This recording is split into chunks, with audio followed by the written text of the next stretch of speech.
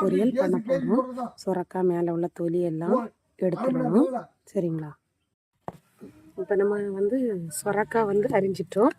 சுரக்காய் உடம்புக்கு நல்லது, வெயிட்லெஸ் ஆகும். வாரத்துக்கு ஒரு முறை யூஸ் பண்ணிங்களான்னு நல்லா இருக்கும் பார்த்துருங்க. அதனால நீங்கள் என்ன பண்ண போகிறீங்க, இப்போ நம்ம அடுப்பில் வச்சாக்கா ஆக்க போகிறோம். எண்ணெய் ஊற்றிக்கலாம். எண்ணெய் ஏன்னா எல்லோரும் கொலஸ்ட்ராலாக கொஞ்சம் கம்மியாட்டு எண்ணெய் யூஸ் பண்ணுறது நல்லது. அப்புறம் எண்ணெய் சூடாகட்டும். நம்ம கடுகு போட்டுக்கலாம்.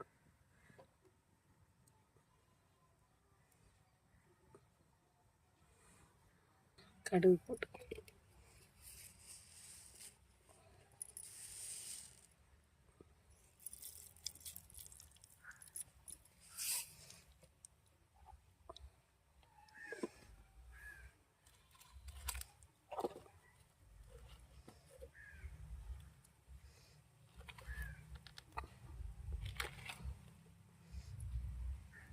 நல்லா பொரிஞ்சிருச்சு. நம்ம கடலைப்பருப்பு 2 போட்டுக்கலாம்.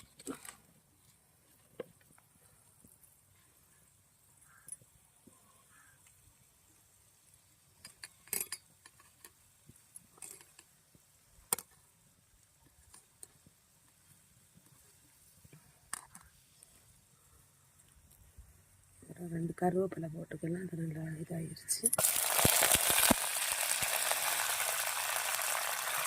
வெங்காயம் பச்சை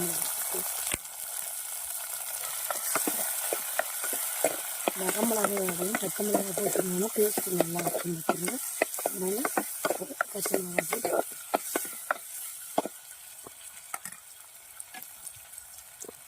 கொஞ்சம் நல்லா வணங்கட்டும். லைட்டாக உப்பு போட்டு நல்லா வணங்கிடுச்சு.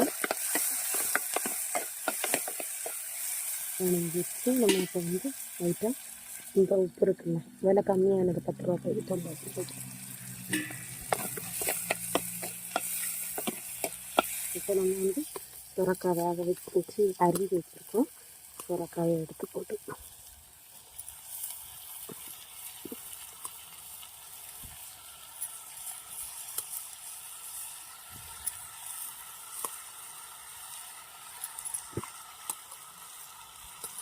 பீஸ் வெட்டாமல் போட்டுருக்கு. அரிஞ்சு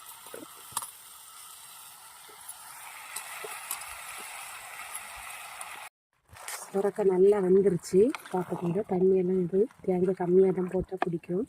அதனால் கண்டிப்பாக வாரத்துக்கு ஒரு முறை சுரக்காய் செஞ்சு பாருங்கள், நல்லாயிருக்கும். முடிஞ்சால் லைக் பண்ணுங்கள், ஷேர் பண்ணுங்கள், சப்ஸ்கிரைப் பண்ணுங்கள். முடிஞ்சால் பெல் பட்டனை கிளிக் பண்ணுங்கள் மறக்காமல்.